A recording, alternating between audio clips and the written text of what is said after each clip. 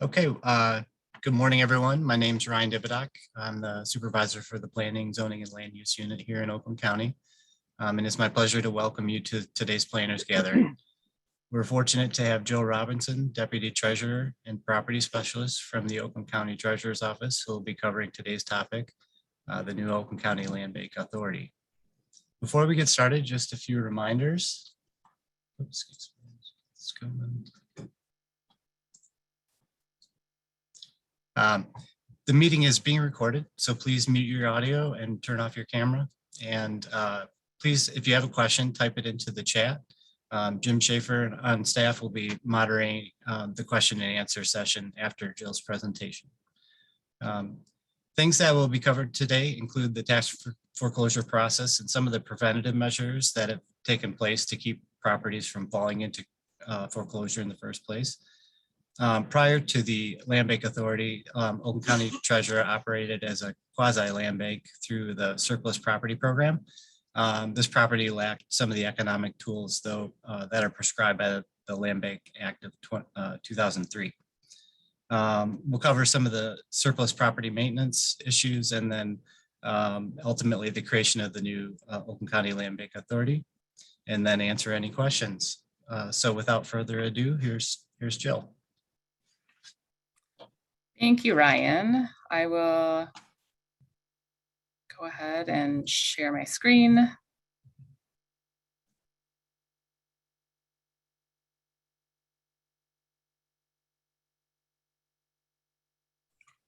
right, can everybody see that? Okay. First of all, thank you so much for joining me this morning to talk about the very, very new Oakland County Land Bank Authority. We're gonna go on a little bit of journey of how we got here, kind of where I came from, the Oakland County Treasurer's Surplus Property Program that ultimately led to the creation of the Oakland County Land Bank Authority. First, a little bit about me. My background is city planning. I was a city planner in Birmingham for many years. I then moved along to the State Land Bank Authority and worked on the Neighborhood Stabilization Program, which was multiple cities throughout Oakland County that I worked in, Hazel Park, Pontiac, Madison Heights, trying to figure out how to use the land bank tools to look at tipping point neighborhoods and be able to demolish structures that were problem properties and then build new housing or mixed use buildings in downtowns. So let's kind of look at how that started. So tax foreclosure in the Treasurer's Office is one of the main responsibilities of this office, collecting delinquent taxes, working with property owners to make sure their properties don't ultimately go into foreclosure. Sometimes that doesn't happen. And so properties do get tax foreclosed, and we'll talk about that a little bit more down the line. We'll talk about the Surplus Property Program, which is a program that was developed prior to me getting to the Treasurer's Office. I started in 2014. That's when I started developing a program that looked more at properties as an asset instead of a liability. So instead of selling to whoever wanted a property for $100, I thought about creating a program where, you know, we know properties do better when people around them own them instead of folks from different states or countries.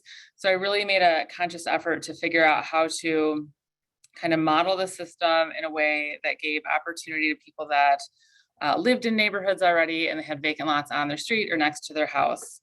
So the goal was to create this quasi land bank where we were very conscious of how we sold properties and who we sold them to in preparation to someday have a county land bank.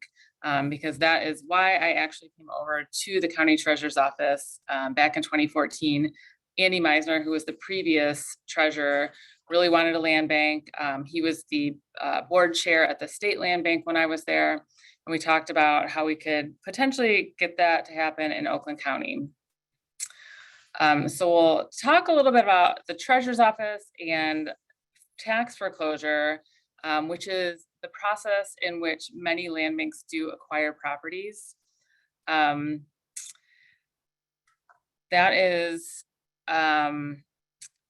it's important to know that, especially in Oakland County, we see foreclosure as something we don't want to happen. We know that avoiding foreclosure altogether stabilizes neighborhoods.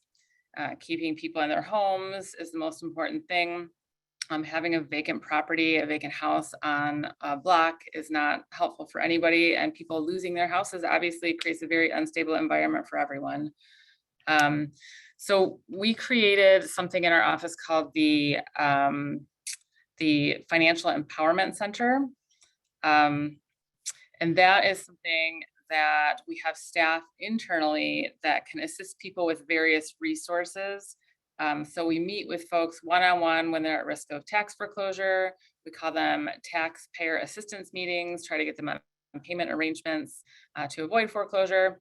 And the Financial Empowerment Center allows people to make appointments with us. They can set up a meeting about budgeting. They can assist with applying for various grants. Right now, there's the couple of MISHDA programs, MyHalf, which is the Michigan Homeowners Assistance Fund. We set them up with the Accounting Aid Society, the RAP program through Water Resources, and we help people understand just the various resources that are out there, including a poverty exemption. So if you qualify based on your income, you can apply for a poverty exemption in a municipality and your taxes can be reduced by a certain percentage. Some municipalities do it by 50%, some do it by 100%. It just depends on where you live and what the rules are there. So before the Oakland County Land Bank Authority existed, we talked a little bit about the surplus property program. And the question I always get is, how in the heck did the treasurer's office get so many properties in the first place?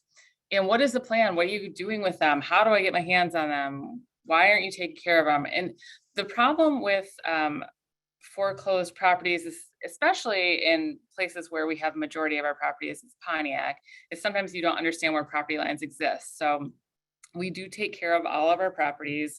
We maintain them all.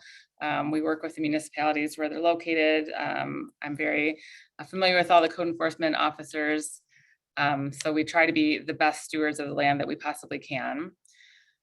So about foreclosure, ownership of the property is transferred to the treasurer on April 1st after a property has been foreclosed. So that means that somebody has not paid their taxes for at least 3 years. Sometimes if they're on a payment arrangement for a few years, that could be more than 3 years of delinquent taxes, but they're still not going to get foreclosed because they have an arrangement with us. So once properties are foreclosed, a municipality has something called the right of refusal, which allows a municipality to take the property prior to it going to the tax foreclosure auction. They buy that essentially for the back taxes, interest, and fees. Then the city or township or village has control of what happens to it after that point. So it never makes it to the auction. Anything that does not sell at the tax foreclosure auction then becomes surplus property in January. So it goes through the entire tax foreclosure process, goes through 2 foreclosure auctions, does not sell, becomes this surplus property. And it becomes my responsibility to take care of it and maintain it and find responsible owners to sell it to. And I think I mentioned a little while ago that we do maintain them. We have a budget internally that allows us to do what needs to be done. We mow lawns, we shovel sidewalks, we do whatever, we board up structures. If demolition is required, maybe there's fire damage or something like that, we can usually do a demolition as well. But the ultimate goal is obviously to find owners that are committed to maintaining the property and understand that, you know, at that point, when you purchase a property, you're part of somebody's neighborhood, and it's important to take care of things as you would anywhere else. In 2014, when I came to the treasurer's office, we had about 2,500 properties, which was an overwhelming amount for Oakland County. And that was due to the Great Recession that we had. So again, surplus property is property that doesn't sell through tax foreclosure, or it isn't taken through the municipality through the right of refusal. And this is, the surplus property is what created this quasi land bank. We operated as a kind of land bank, but we didn't have the important economic development tools that are prescribed by the Land Bank Act. So in 2014, like prepping, trying to get ready to start an Oakland County Land Bank, we started to require more information about who is purchasing it, what was your plan, did you have the funds to do what you plan to do, did you have the support of the city?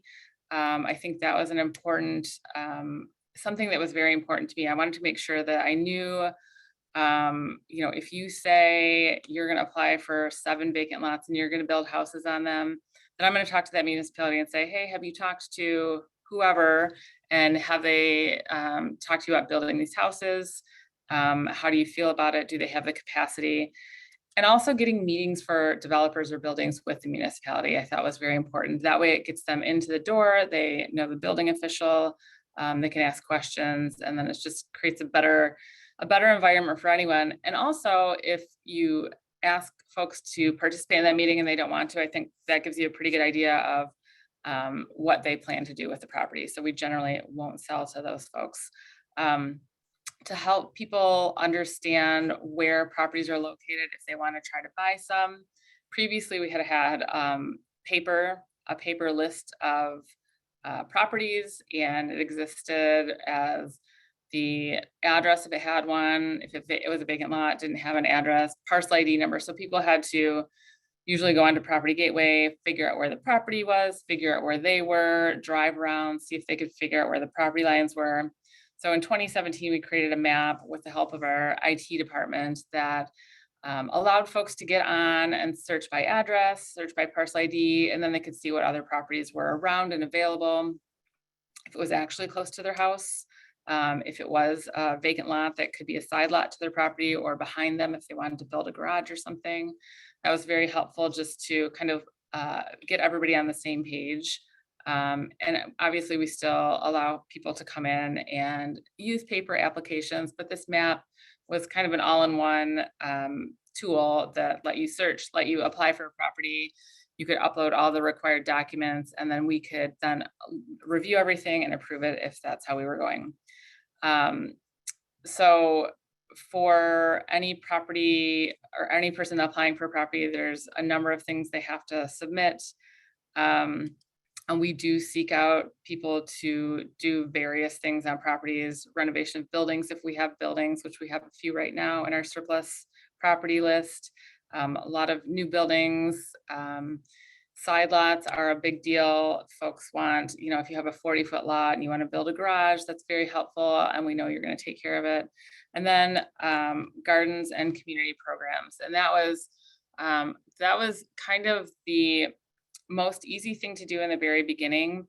I noticed that the majority of our properties were in the city of Pontiac. I met a lot of people that were already gardening, and we're just looking for, community connection, figuring out who else in the neighborhood was gardening, where could I go, and just it all kind of started out as a pest management group trying to figure out what to do with groundhogs, but it's turned into something much bigger, and I'll talk about that in a little bit.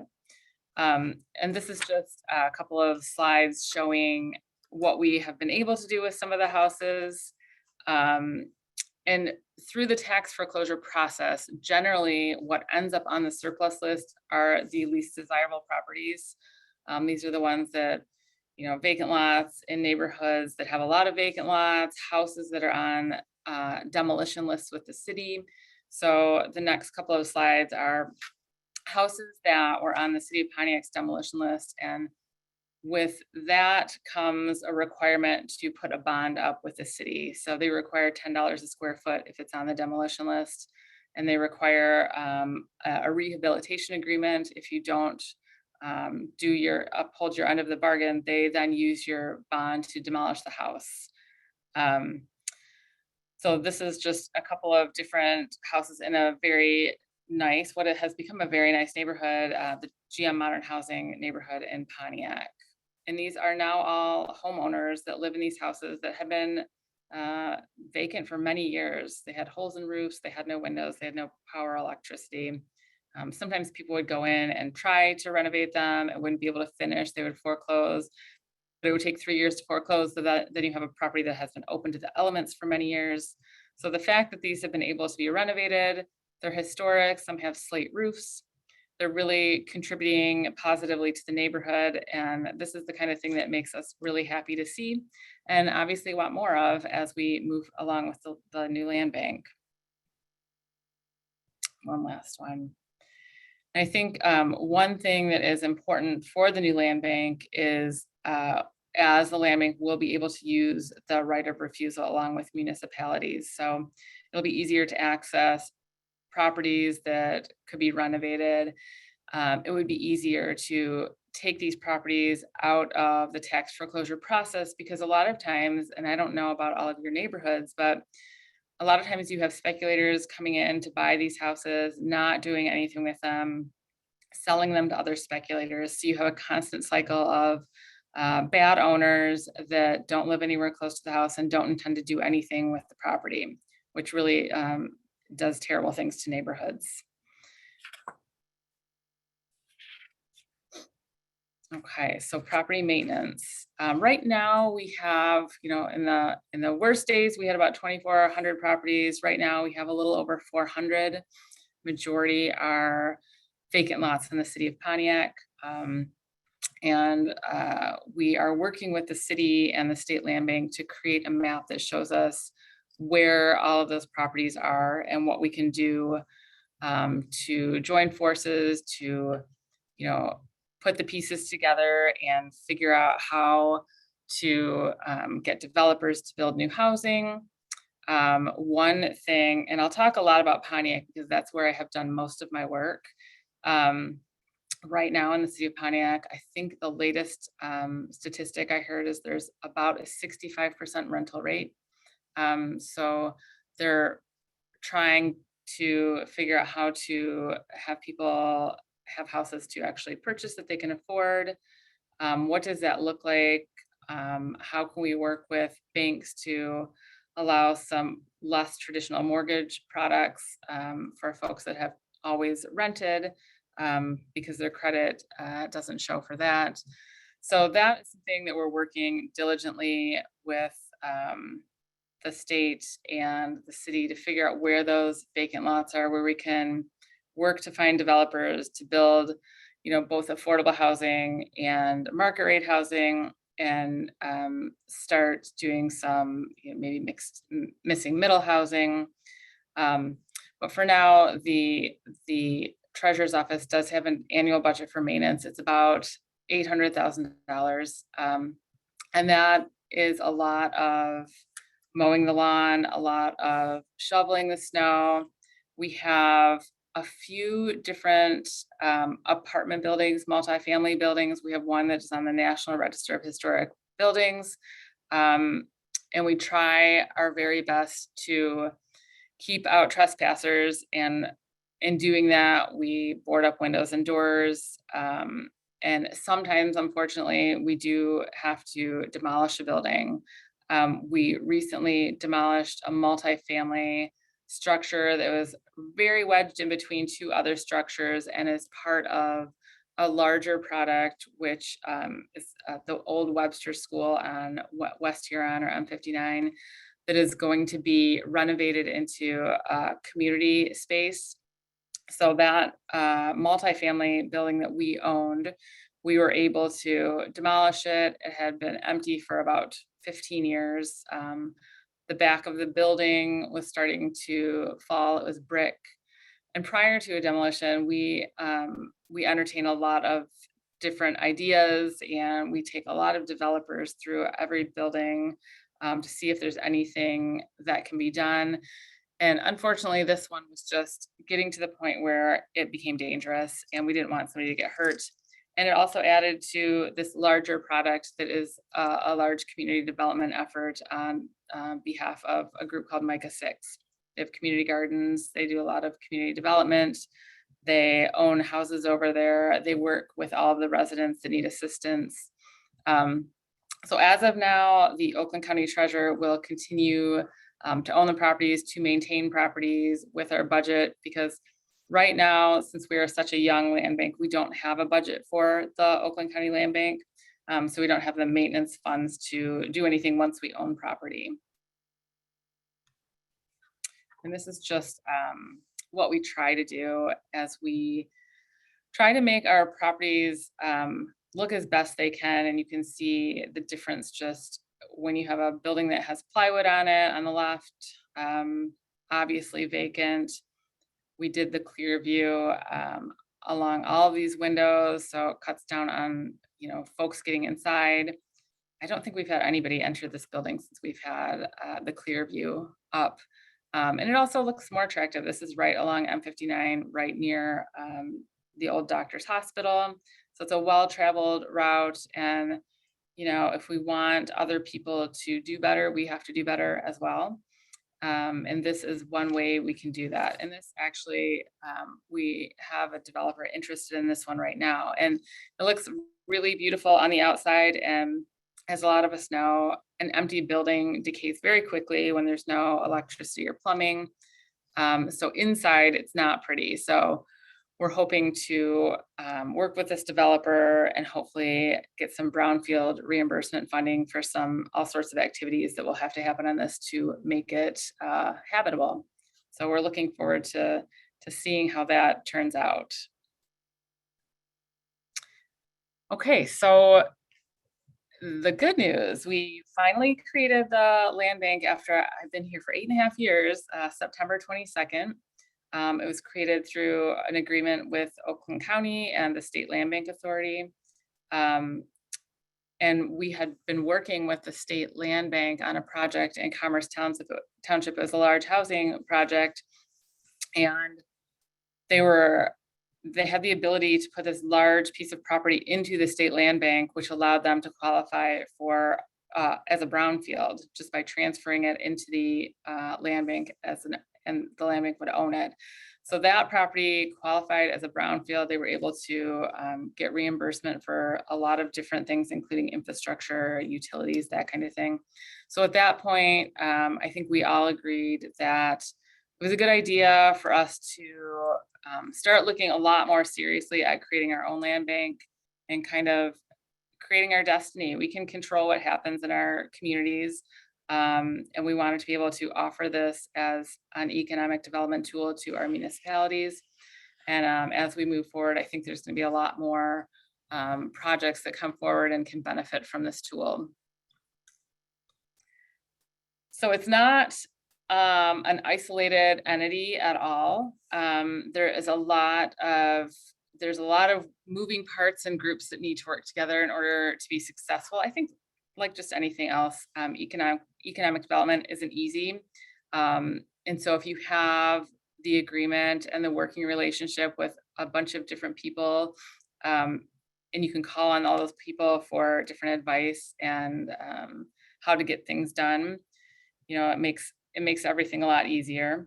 So we work with, obviously, our own board, which is a 5-member board. We were very conscious of who that would be. We wanted to make sure that all of our municipalities could be represented. So we have the treasurer, which is the board chair. We have a city rep, a township or village rep, somebody from the general public, and then the county executive had an appointment. And with each of these, it was important for us to make sure that they all had some experience in planning, real estate, economic development, that type of thing, because we wanted to make sure that people on the board would come into it and know kind of upfront what expectations were and what kind of projects would be coming through here and could help us kind of craft what the land bank is going to look like moving forward. This is just a nice graphic of how a land bank actually works. Initially, I had all the words written out, and then I found this, and I think this succinctly shows in graphic form how land bank does work. And this is a land bank, but I'll kind of show how it works with the county and the surplus property as well. And generally, treasurers and land banks work very closely together in most cases. So private ownership, somebody owns their house, they are unable to pay the taxes. That is when tax foreclosure happens. The foreclosing governmental unit, which is the county in this case, forecloses on the property for the unpaid taxes. Moving forward, the property can be transferred if it's not sold at one of the county auctions, or if a municipality doesn't take it through their right of refusal. And when I talk about the right of refusal, every municipality gets a list from us as we're moving through this process. If that is something that you are interested in getting, let me know and we'll get you on that list. Generally, it goes to city managers, economic development folks, mayors, the decision makers. So the property then gets transferred. If it doesn't sell, it can get transferred to the land bank, or it eventually gets transferred into the surplus property. And then land banks generally have historically gotten most of their properties that they develop through foreclosure, but there's also, you can get donation of property, you can purchase property from realtors, or you can purchase mortgage foreclosure properties. There's all sorts of other ways to get properties. And also land banks can own properties that are transferred for projects. So if there's a project in your community and the owner of the property wants to put it into the land bank for a period of time, whether they want to do cleanup or assemblage, that is a possibility too. So sit in the land bank voluntarily for a period of time based on an agreement that we come up with. And then the land bank can do expedited quiet title. So you can extinguish any liens, you can clear the title, and then transfer the property back with a clean title. We have the ability to maintain houses as they are, renovate and rehab and sell, demolition, assembly of parcels. We can do that on our own. We can help other entities assemble and hold parcels while they're being assembled. And as properties are in the land bank ownership, they're tax exempt. So the property, the assessing value drops to zero. It becomes tax exempt, and it sits there for the period of time that the agreement says it will sit there. And then we also have the benefit of flexibly setting a sales price. So we are not obligated to sell something for the highest amount once we own it. So if we get a house to right of first refusal, renovate it, and are working with the housing trust fund, and we decide we want to, have an affordable house, and we've put $200,000 in, we are not obligated to sell it for that amount. We can sell it for less than that amount. And the end goal is to find responsible buyers and developers, and somebody that will take care of the property, add to the tax value, add to the community, make spaces nicer for the community. And then these are the couple of statutes that have created the Land Bank. The Land Bank Act, which was from 2003, that just purely authorizes counties to establish land banks. And then it gives you the powers to do all the things we just talked about. And then collaboration is essential with the Brownfield Act from 1996. And I'm sure there are a few communities in Oakland County. I know of 3 that have their own Brownfield authorities. The county also has a Brownfield Redevelopment Authority that was established in 2001. And we are always happy to help with projects if your community doesn't have one. And I think I mentioned before that any property that comes into the land bank qualifies as a brownfield. So that is a valuable tool in itself. So if you have a property, no matter what it looks like, it comes into the land bank, sits with us for a period of time, becomes eligible for a brownfield. You can work with Brad Hansen over at the County Brownfield Redevelopment Authority with your 381 plan, move that through the Brownfield Board and work with the Land Bank Board kind of simultaneously. And these are just some of the eligible activities that are covered once your property or your developer's property comes into the land bank. All of the environmental assessment, demolition, infrastructure, all sorts of really important things that might make a project happen or might make it not happen if this is not a brownfield project. All the cleanup, site prep. So this, I think, is kind of a make or break for a lot of things. And I think we all see that there are often gaps in projects that if they only had something that would assist them with the cleanup or site prep or infrastructure, then the project would get done. So this is something to think about as you talk to developers and people in your community that want to do projects. And this is just some ideas. A little map below is showing some of the property that we currently own and have acquired over, I don't know, a number of years, since 2009. So the properties that we currently own, we own a few from 2009 all the way up through, I guess it would be 2019, because we've been foreclosed in 2020 or 21.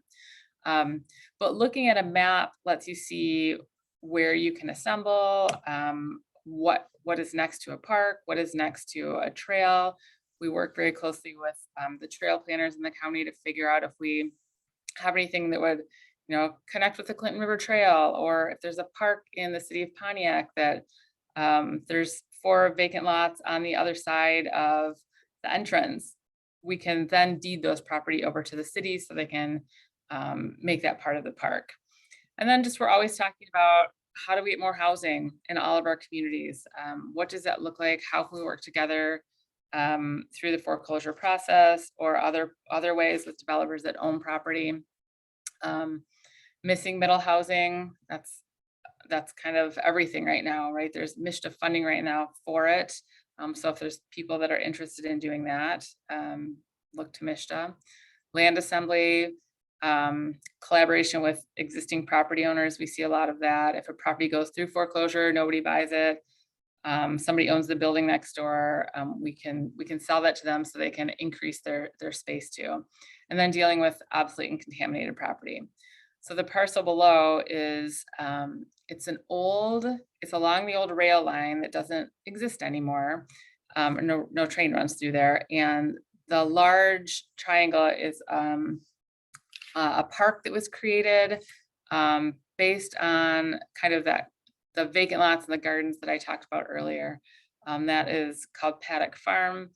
It's a garden that was created through Growing Pontiac, which, that's my next slide. This is kind of a shameless plug, but Growing Pontiac is something that I created back in 2015 that was talking about connecting gardeners and connecting people, and how do you make a place an asset without spending a lot of money, because we didn't have a lot of money, but how do you bring people together on a space that could be used for illegal dumping, could be a whole host of other issues. But this particular property became a really great raised bed gardens. There's now a bee program, so folks can learn about bees and beekeeping. Have bonfires out there. We grow food that is important to the community. And that's just been really, it's been challenging, but so rewarding, just seeing people, I don't know, meet each other and come to classes there. We had a goat program where they did conservation grazing, and the goats were able to eat all sorts of different things that were invasive on the property. We also, through this, have collaborated with a couple of different really great nonprofits, Yad Ezra out of Berkeley, and then Central Multicultural La Familia out of Pontiac, which is a social services agency. They have created kind of a medicinal garden over there with herbs. They do soap classes and infused oils. And I think at some point it would be great to have Growing Pontiac kind of morph into Growing Oakland.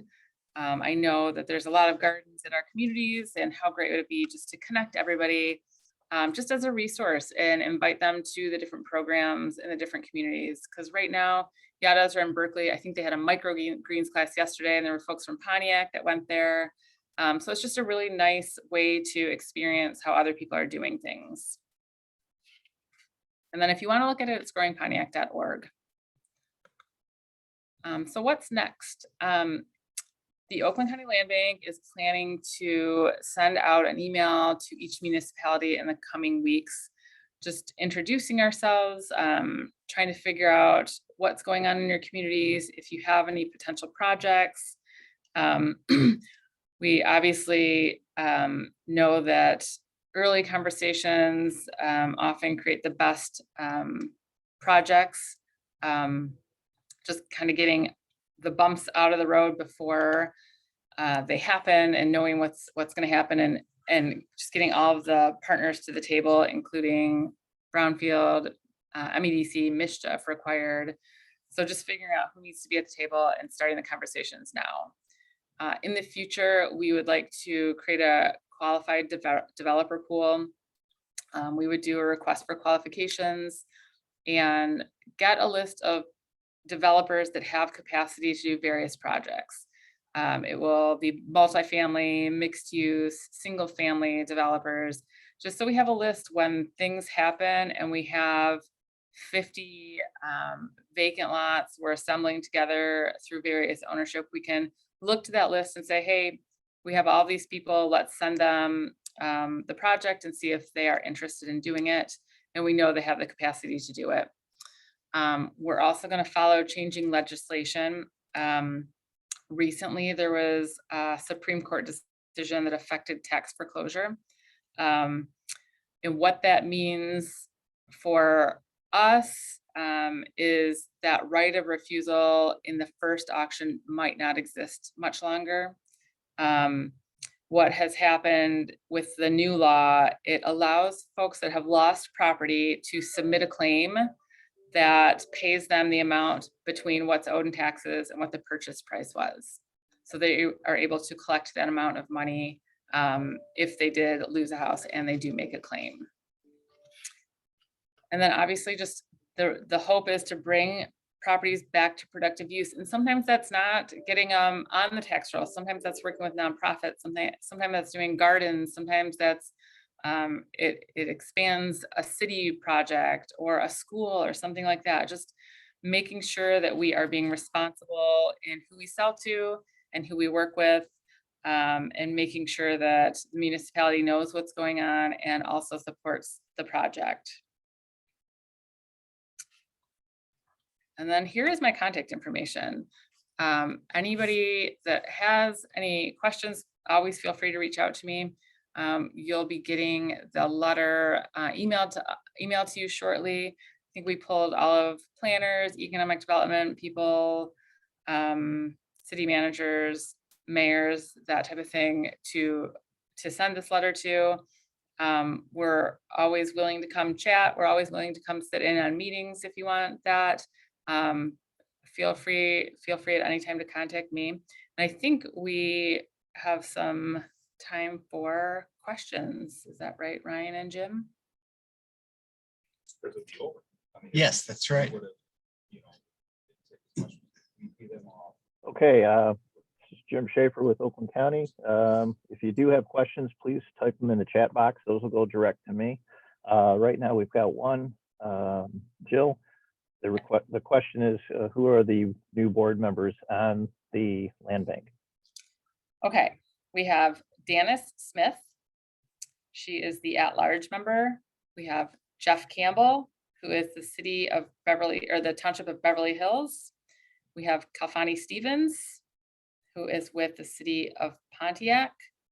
We have Martin Manna, who is with the Chaldean Chamber, and Robert Wittenberg, who is the treasurer, is the chair. Okay, excellent. Okay, we've got another one here. So you should mention that the land bank can collect 50% of the TIF cash flow for 5 years from a brownfield plan. That collection is key to helping fund the land bank and does impact developers' reimbursement term, maximum of 30 years under Act 381. Thanks. Yes. Yeah, so I didn't mention that. So I should have mentioned that actually. The land bank, there's not a lot of funding for land banks, unfortunately. One of the methods for a little bit of funding is this, it's called the 550 tax capture. So that is, if a property comes into the land bank can then collect 50% of the taxes over 5 years. Is that going to fund a land bank wholly? No.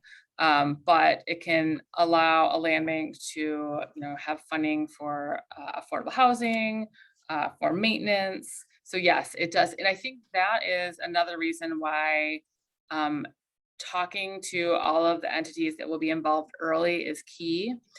Because sometimes, I'm obviously an advocate for using a land bank, but sometimes that won't work if you're using other incentive products. So I think that is, right now we're working on one that we are going to be sitting down with MEDC today just to see, if we utilize the land bank to hold on to it while somebody assembles property and does their remediation work, are they going to be able to use new market tax credits? So yeah, very important. Yes. Okay, I'm not seeing any other questions in the chat box. We'll give it a minute. Anyone else has anything, please do enter it in there.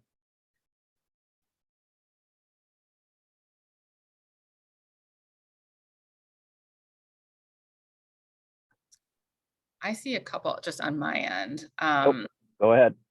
So somebody asked, during our taxpayer assistance meetings, do we let individuals know about possible veterans exemptions? And yes, we do that. We have a list of resources that I'm happy to share if anybody wants to see that, just that we go through with everybody in case they would qualify under them. So yes, that is definitely something we are conscious of. Somebody mentioned that they were happy that we are most interested in selling to neighbors and not to out of area folks. And that is a very conscious decision. I think we've all seen what happens when people that don't live in neighborhoods own property, and that can create such a terrible problem for people. My question to a lot of people when they're from out of town that want to buy a vacant lot that has nothing to do with where they are and what they're going to do, is, do you want somebody owning a property from Michigan next to your New York house? And the answer is no. Like, you don't want somebody that has nothing to do with your neighborhood owning property next to you. So I'm not going to let that happen either. Let's see. Somebody said, I think this should be divided into real properties that are workable and those that are just odd strips of property that recycle through. That's true. So there's a couple of communities that we've worked with there are, various easements that have gone through foreclosure a number of times, or somebody's backyard that obviously nobody else is going to want because you'd be trespassing to get there. We own somebody's driveway in Franklin. So that is, we do our best to try to get those off of our maps and our lists, and deed them to whoever would most benefit from them. But that's very true. We do end up through the tax foreclosure process getting a lot of the same properties over and over and over again. And in the end, we kind of recommend that whatever is wrong with that problem, the municipality should look at and see what's going on, and it's costing them money every time it gets foreclosed. So how is that something that they want to take off of the tax rolls or delete the parcel? What is the best way to deal with that? Do they not want something built on that? Is it a wetland? There's a lot of wetland. We own a lot of properties that are literally in lakes. So those are ones that, if somebody applies for it, my first answer is no. Second is, do you live right there? And if that's the case, we'll sell it to you. But generally, it's not a good idea to sell somebody property that they can't use because there's disappointment all around. And I think that's it on my end. Jill, I've got another one. Asking if you're available by request to meet with individual communities to further discuss the land bank and future opportunities. Yes, of course. I would love to do that. So they would contact you with the contact information on the screen? Yeah, contact me, and if you have specific properties or anything, we can pull some information, and I'm happy to talk about any projects you have. Hey, Jill, I have a question that was directed to me. Do you have a list that folks can get on maybe a listserv or something to stay informed on the land bank happenings? Yeah, so on the Oakland County Treasurer, it's oakgov.com/treasurer. There is a land bank tab on there, and you can click on there, and we put our board information up there. We have our board members up there and a bio of them. We have all of our meeting notes. We've only had 2 meetings, so we have meeting notes there. And then on that same first launch page of the Oakland County Treasurer page, there's also the surplus property information. And you can access the map that we've created and kind of look around and see if there's anything in your community. If there is, and you're interested in it, that is a very easy transaction. We would just deed the property right over to you. Okay, Jill, I've got another one. It's almost more of a comment, but it's expanding on why not to focus on out of area folks, especially in Pontiac. It says even if they aren't irresponsible, but the properties need to be checked very often with dumpsters, squatters, trash happens quickly and can ruin an otherwise nice neighborhood. I've personally had to tell the landlord next door that the family was not in the property anymore, but apparently he was still getting rent paid via the state.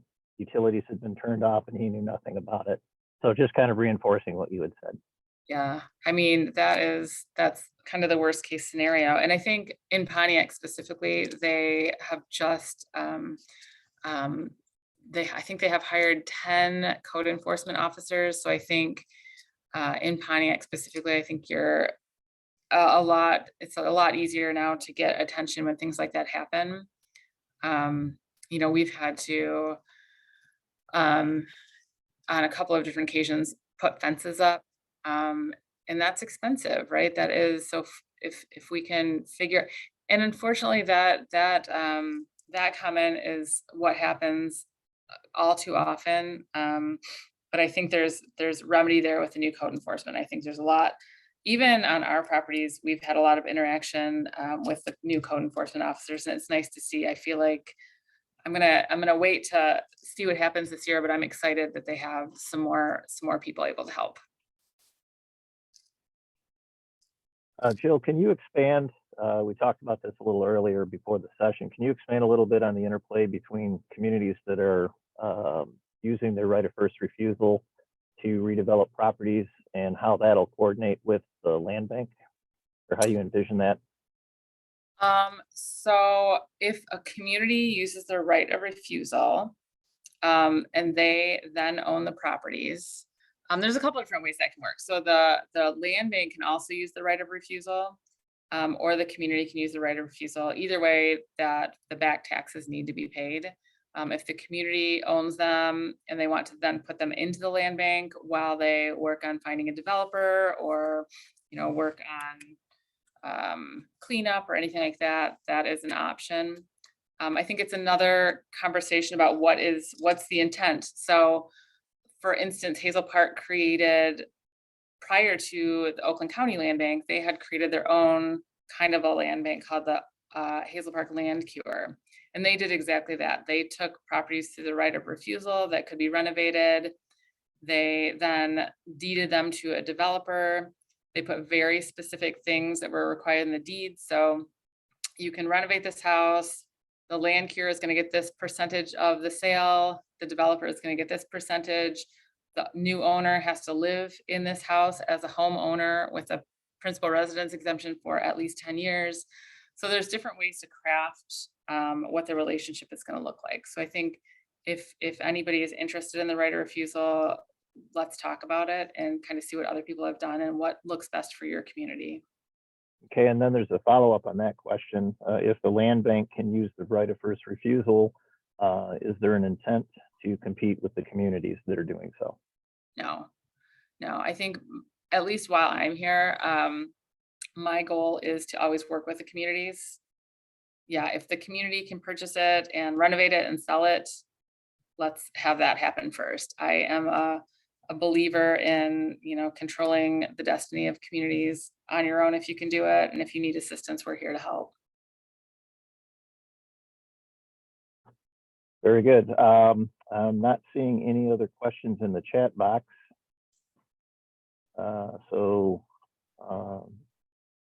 Jill, did you have anything else, or Ryan, did you want to wrap it up? Yeah. So I don't have any other questions either, Jill. So with that, I wanted to thank you for your excellent presentation this morning. I also want to thank everyone for joining us and hope you all have a safe and wonderful holiday season. Thank you. Thank you. Yeah, thank you very much, Joe.